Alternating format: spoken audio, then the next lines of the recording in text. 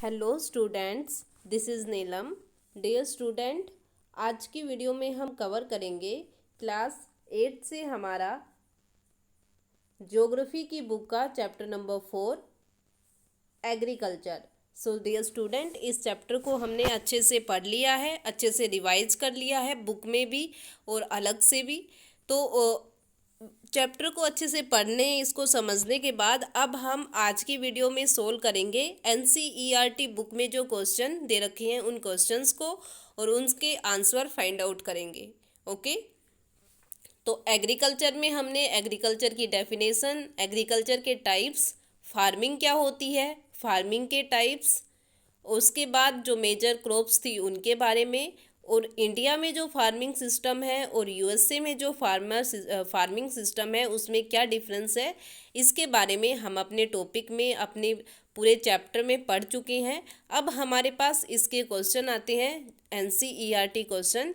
इन question को हम देखते हैं और उनके आंसर फाइंड आउट करते हैं। तो सबसे पहले हमारे पास आता है आंसर द फॉलोइंग क्वेश्चन। हमें क्वेश्चन के आंसर देने हैं। First question, what is agriculture? Agriculture क्या है? Agriculture is the primary activity which include growing of crops, fruit, vegetable, flower and rearing of live stock. तो एग्रीकल्चर क्या है? एक प्राइमरी एक्टिविटी है। हमने 3 टाइप की एक्टिविटी देखी थी, प्राइमरी, सेकेंडरी और टेरिटरी।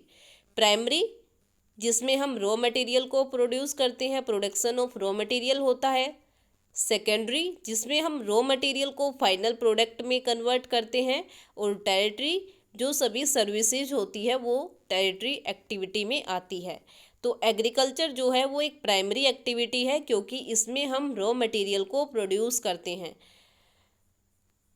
प्राइमरी एक्टिविटी है और इसमें क्या क्या होता है? क्रॉप्स ग्रो करना, फ्रूट, वेजिटेबल, फ्लावर, ये सब ग्रो करना, इनको उगाना, और साथ में रियरिंग ऑफ लाइव स्टॉक, जो पशुपालन होता है उसको भी हम किस में इंक्लूड करते हैं? एग्रीकल्चर में इंक्लूड करते हैं। It is also known as farming. इसको और दूसरे नाम से क्या बोल सकते हैं? फार्मिंग के नाम से। ओके। तो ये था हमारे पास हमारा first question, what is agriculture? तो agriculture is the primary activity which include growing of crops, fruit, vegetables, flowers and rearing of livestock. It is also known as farming. तो ये हमारे पास एग्रीकल्चर के बारे में है। या फिर हम एग्रीकल्चर की अपनी जो अलग से डेफिनेशन थी वो भी दे सकते हैं कि agriculture is a science and art of rearing of sowing the crops, rearing the live stocks. ठीक है, तो वो डेफिनेशन भी हम इसमें इंक्लूड कर सकते हैं। तो ये हमारे पास मीनिंग है एग्रीकल्चर का। उसके बाद सेकंड पार्ट आता है हमारे पास, name the factor influencing agriculture.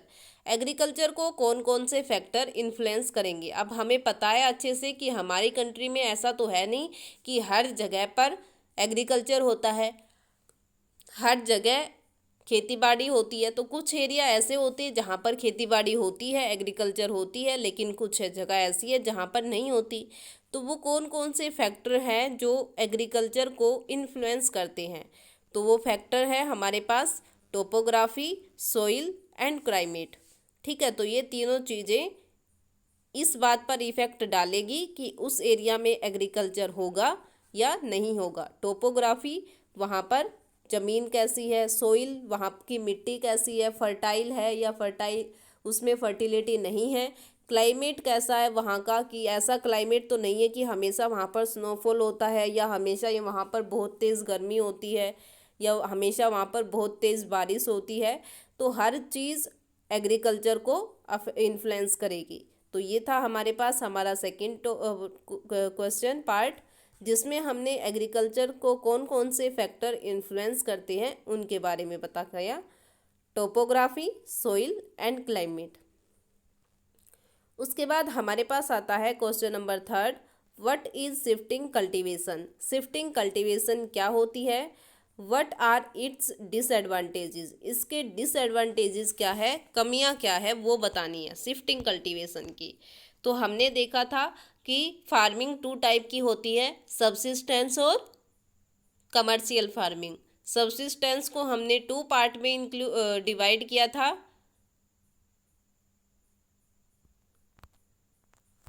Intrusive और प्रिमिटिव सबसिस्टेंस फार्मिंग। प्रिमिटिव को हमने फिर दो और फर्दर पार्ट में डिवाइड किया था, शिफ्टिंग कल्टीवेशन और नोमैडिक हर्डिंग। तो शिफ्टिंग कल्टीवेशन में हमने देखा था शिफ्टिंग कल्टीवेशन और slash and burn cultivation. Shifting cultivation का सेकेंड नेम क्या है?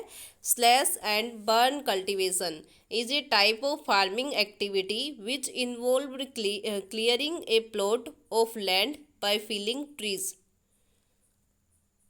तो शिफ्टिंग कल्टीवेशन में क्या होता है कि ये एक ऐसी फार्मिंग होती है जिसमें हमें क्या करना पड़ता है कि एक प्लॉट को क्लियर बिल्कुल साफ करना पड़ता है जहाँ पर बहुत ज़्यादा ट्रीज़ है, जहाँ पर बहुत ज़्यादा पेड़ पौधे हैं, तो उन पेड़ पौधों को कट करके हमें उसको बिल्कुल साफ करना पड़ता है। बर्निंग द फील्ड ट्रीज़, जो ट्रीज़ थे वहाँ पर जिनको हमने कट किया है तो उनको बर्न किया जाता है, जलाया जाता है। Mixing the ash with soil, जो एश बनती है उसको सोइल के साथ मिक्स कर दिया जाता है। And then growing crops like maize, yam, potato and cassava on the cleared land. फिर उसके बाद जो सोइल होती है, जो ज़मीन होती है, उसमें हम अलग अलग टाइप की क्रॉप्स को ग्रो करते हैं। After the soil loss it fertility, और जैसे ही हम उसमें एक अनाज, एक क्रॉप्स ग्रो करते हैं तो उसके बाद उसकी फर्टिलिटी कम हो जाती है। The land is abandoned and the cultivator move on to a new plot, और उसके बाद जो वो ज़मीन है वो ख़राब हो जाती है, वो उसमें फर्टिलिटी ख़त्म हो जाती है, और जो कल्टीवेटर होते हैं वो फिर दूसरी प्रोसेस किसी और जगह पर फॉलो करते हैं। तो इसलिए हमें इसको क्या बोलते हैं? शिफ्टिंग कल्टीवेशन बोलते हैं कि एक बार जब फर्टिलिटी ख़त्म हो जाती है तो कल्टीवेटर किसी और प्लॉट पर शिफ्ट हो जाता है उस प्लॉट को छोड़ के। This type of farming has the following disadvantages. कमियां क्या है शिफ्टिंग कल्टीवेशन की? तो सबसे पहले हमारे पास आता है डिफॉरेस्टेशन, क्योंकि हमें ट्रीज को कट करना पड़ता है। ज़मीन साफ करने के लिए, ऐश बनाने के लिए हमें क्या करना पड़ता है कि जो ट्रीज़ लगे हुए हैं उन ट्रीज़ को कट करना पड़ता है। After some time the land loss its fertility. चलो कट कर लिया, कोई बात नहीं, ज़मीन आ गई हमारे पास, हमने एग्रीकल्चर करना है, उसके ऊपर कल्टीवेशन करनी है। लेकिन उसके बाद क्या होता है कि एक बार कल्टीवेशन की उसके बाद उसकी फर्टिलिटी ख़त्म हो जाती है उस ज़मीन की। सोइल इरेजन, मिट्टी का कटाव स्टार्ट हो जाता है, क्योंकि ज़्यादा पेड़ पौधे कट करने से क्या होगा कि सोइल इरेजन होगा, जो मिट्टी है वो कट के बहना स्टार्ट हो जाएगी। Small pages of cultivation which is insufficient for feeding a large population, और जो काफ़ी ज़्यादा पॉपुलेशन होती है उनके लिए ये कल्टीवेशन सफिशियंट भी नहीं होती। इस शिफ्टिंग कल्टीवेशन से ज़्यादा फूड भी हम नहीं अरेंज कर सकते। तो ये है इसकी डिसएडवांटेज। तो शिफ्टिंग कल्टीवेशन क्या होती है और शिफ्टिंग कल्टीवेशन के डिसएडवांटेजेस क्या है वो हमने देखी। उसके बाद हमारे पास आता है what is plantation agriculture. Plantation agriculture क्या होती है?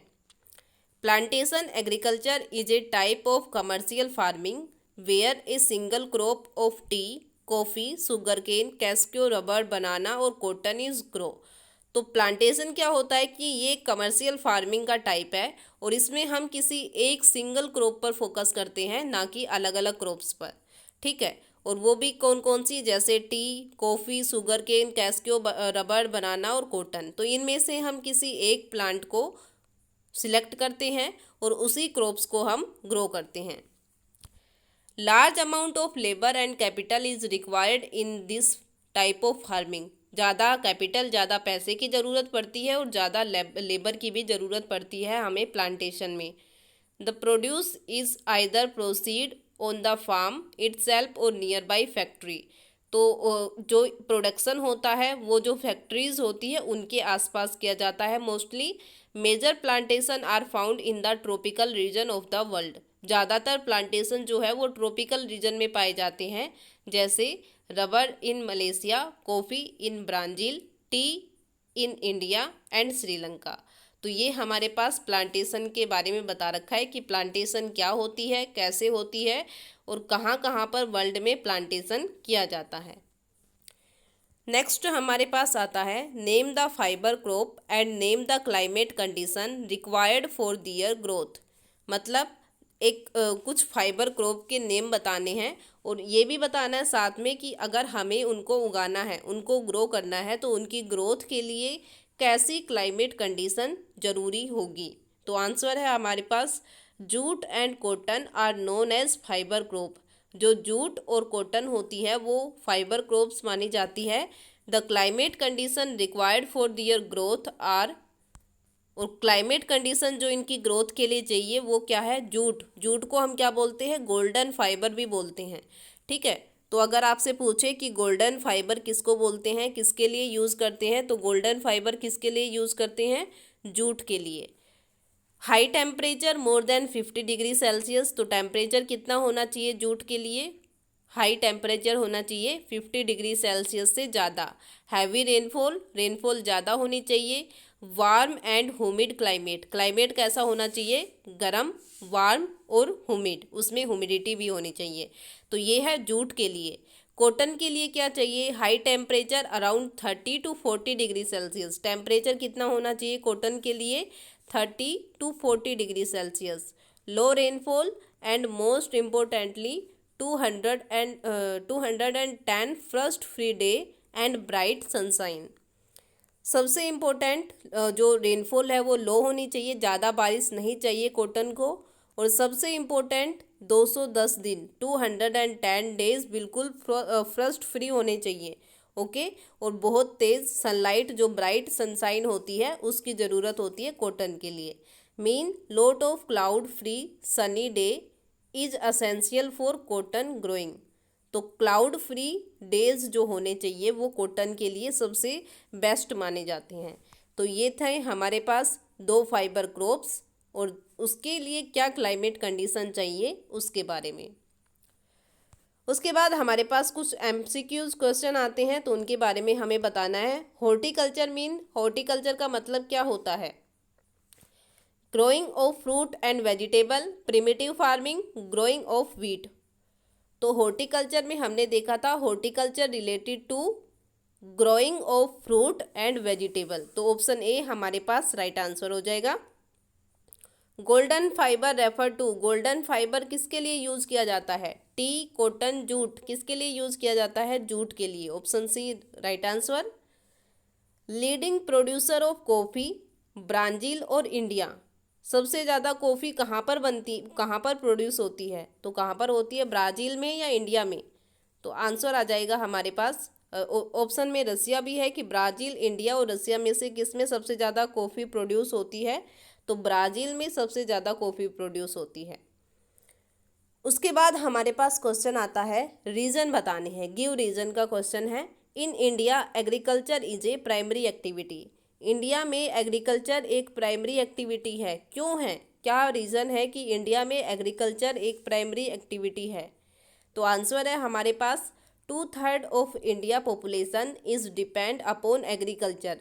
इंडिया की टोटल पॉपुलेशन का 2/3 पार्ट यानी कि 75% पॉपुलेशन किस पर डिपेंड है, एग्रीकल्चर पर डिपेंड है। मोर देन 75% जो पॉपुलेशन है वो किस पर डिपेंड है, एग्रीकल्चर पर डिपेंड है। Hence in India agriculture is a primary activity, इसलिए इंडिया में एग्रीकल्चर को प्राइमरी एक्टिविटी माना जाता है क्योंकि इंडिया के मोस्टली पॉपुलेशन एग्रीकल्चर पर डिपेंड है इसलिए।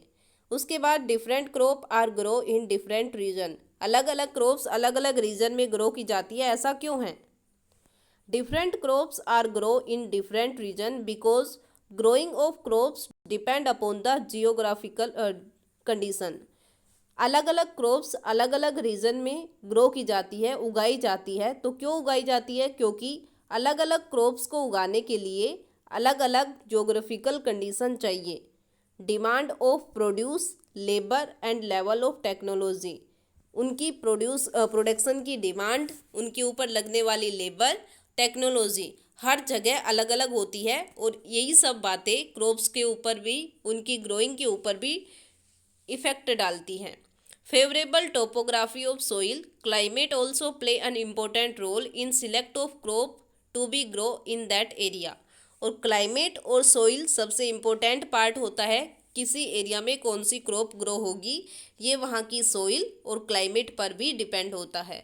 तो ये सभी बातें अफेक्ट डालती है क्रॉप्स पर कि इस किस एरिया में कौन सी क्रॉप्स ग्रो करनी है, तो वो सब इन फैक्टर्स पर डिपेंड होती है। उसके बाद हमारे पास आता है प्राइमरी एक्टिविटी और टर्टरी एक्टिविटी में क्या डिफरेंस है, ये बताना है। प्राइमरी एक्टिविटी और टर्टरी एक्टिविटी। तो प्राइमरी एक्टिविटीज में दे रखा है हमें connection with the extraction and production of natural resource को एक्सट्रैक्ट करना और उनका प्रोडक्शन करना। ये दोनों बातें किस में इंक्लूड होगी, प्राइमरी एक्टिविटी में। Provide support to the primary and secondary sector. Primary और सेकेंडरी सेक्टर को सपोर्ट सिस्टम प्रोवाइड करना, ये काम किसका होगा, टर्टरी एक्टिविटी का। प्राइमरी एक्टिविटी में क्या क्या आता है, एग्रीकल्चर और फिशिंग। टर्टरी एक्टिविटी में क्या आता है, सर्विस लाइक बैंकिंग और ट्रांसपोर्ट। तो ये है डिफरेंस प्राइमरी एक्टिविटी और टर्टरी एक्टिविटी में। उसके बाद हमारे पास आता है सबसिस्टेंस फार्मिंग और इंटेंसिव फार्मिंग में क्या डिफरेंस है। सबसिस्टेंस फार्मिंग में क्या होता है, practised to meet the need of farmer family.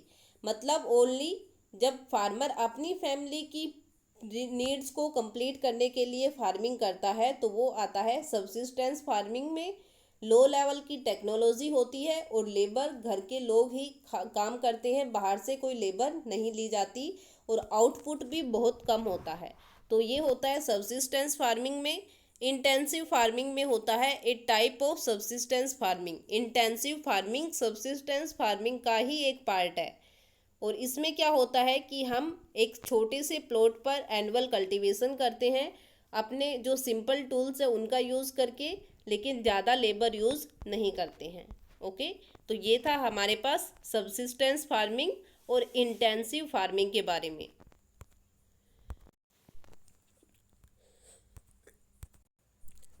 तो ये है हमारे पास चैप्टर नंबर 4 एग्रीकल्चर से रिलेटेड हमारे NCERT क्वेश्चन। तो आई होप जो क्वेश्चन हमने अपनी इस वीडियो के पार्ट में इंक्लूड किए हैं वो सभी आपको अच्छे से समझ आ गए होंगे। ये सभी क्वेश्चन आपको अच्छे से समझने हैं, इनको याद करना है और उसके बाद अपनी फेयर नोटबुक में लिखना है। ओके, अगर इन क्वेश्चन में आपको कोई प्रॉब्लम हो तो वो आप मेरे साथ डिस्कस कर सकते हो। Thank you.